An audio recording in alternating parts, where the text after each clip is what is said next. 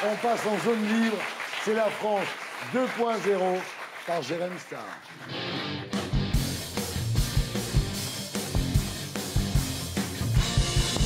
Alors, Jérém Star, à l'heure où les affaires de harcèlement font grand bruit, le harcèlement scolaire fait encore souffrir en silence un enfant sur 10.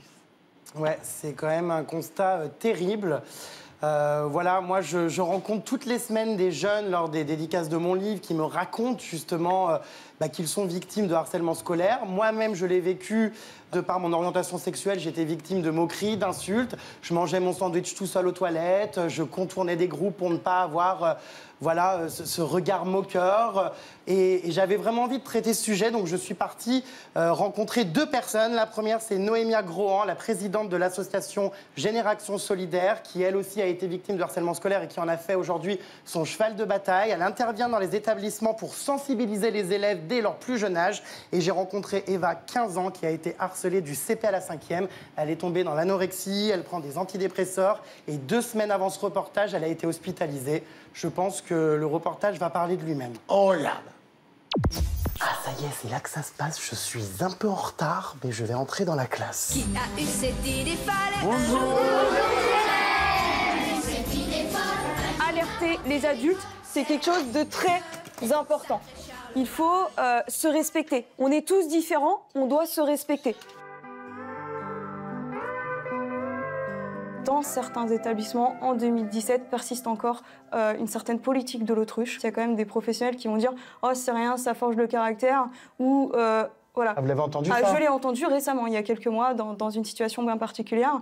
Donc c'est vrai que voilà, il y a encore des établissements où c'est minimisé. Alors le plus souvent, c'est quand même des situations de harcèlement moral, verbal, des propos dévalorisants, parfois aussi des propos discriminatoires. Après, il y a aussi le cyberharcèlement, les réseaux sociaux, le téléphone portable. C'est ce qui fait que c'est devenu un véritable fléau, dans le sens où ça peut devenir du 24/24. Et j'ai beaucoup de témoignages où ça sort du cadre scolaire et ça poursuit même à l'intérieur de l'établissement scolaire. Et c'est ça qui est très préoccupant pour moi aujourd'hui. Je vais rencontrer Eva, 15 ans, qui a vécu l'enfer pendant plus de 7 ans à l'école et qui a décidé de briser le silence. Bienvenue chez moi.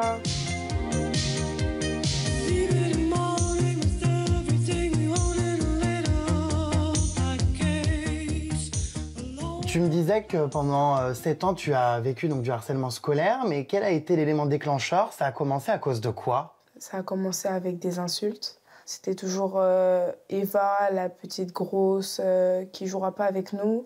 En CM2, c'était tu passes pas la porte, tu ressembles à une boule de bowling. Il m'avait poussée et j'étais tombée et tout ça a été raflé. J'avais la peau qui était arrachée et ils étaient contents, ils rigolaient alors que je saignais en gros. Je me mettais au fond de la cour, je pleurais. Je me cachais tout le temps parce que je voulais pas qu'on voit que j'étais faible en fait. On m'a appelé, on a connu le soir en me disant de toute façon t'es moche, tu verras à l'école on va te frapper. Si on te frappe pas t'as de la chance, etc. On m'envoyait des petits papiers où il y avait marqué t'es grosse, regarde comment t'es, fais attention à pas casser la chaise. Ça a fait mal et de voir que personne ne voulait réagir, que même mes propres parents, ils voyaient pas ça parce qu'ils cherchaient pas à savoir plus en fait. T'en arrives à avoir des pensées extrêmes parce que tu penses que tu mérites pas de vivre. Un samedi, j'étais toute seule chez moi. J'étais partie prendre un couteau dans la cuisine. Et je l'ai regardé et je me suis dit, qu'est-ce que tu fais avec? Et j'étais à 2 doigts de faire une bêtise. Mais j'ai pensé à ma mère, à ma famille. Et je me suis dit, je peux pas leur faire ça. Et je suis partie le reposer. Je retourne dans ma chambre et j'ai commencé à pleurer parce que je me suis dit, comment j'ai pu en arriver là en fait? Merci de t'être confiée. Et ces gens ne méritent absolument pas que tu pourrisses ta vie. Parce que ce sont eux le problème finalement et pas toi. Donc j'espère vraiment que tu iras de l'avant et je t'envoie énormément d'ondes positives.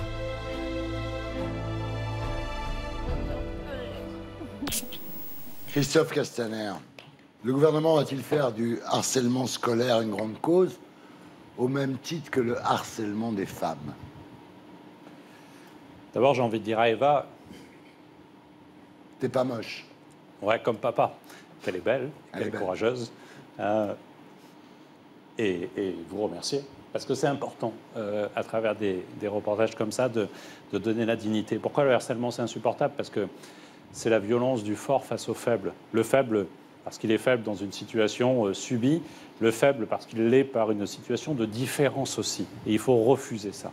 Jamais la différence doit être un élément considéré comme une faiblesse et doit permettre de lutter contre cela. Et donc, il faut que les enseignants, et ça doit être évidemment une grande cause permanente, que les enseignants soient les premiers attentifs à cela. Mais il faut surtout libérer là aussi la parole et dire à n'importe quel gamin dans nos écoles, partout dans les centres de loisirs, dans la rue, qu'ils ne doivent jamais se taire et qu'ils doivent toujours parler. Il y a des téléphones verts qui existent, mais il y a toujours un adulte. Numéro 30-20. Voilà. Mais il y a toujours un adulte, il y a toujours un grand frère, il y a toujours une grande sœur. Il faut parler, parler, parler et ne jamais accepter ces violences-là.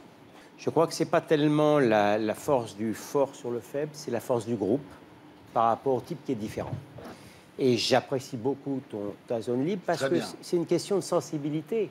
Moi, à l'école, il y a trop longtemps, il y avait un chauve.